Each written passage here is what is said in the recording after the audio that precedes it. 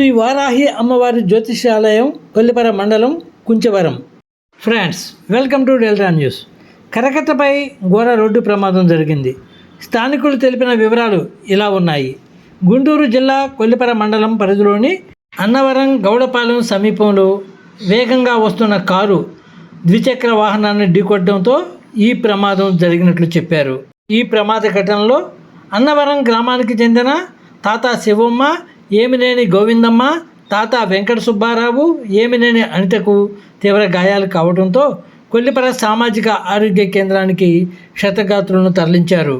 తాత వెంకట సుబ్బారావు, అనితకు స్వల్ప గాయాలు కాగా, తాత శివమ్మ, ఏమినేని గోవిందమ్మకు తీవ్ర గాయాలు కావడంతో మెరుగైన వైద్యం కోసం తెనాలి ప్రభుత్వ వైద్యశాలకు తరలించారు.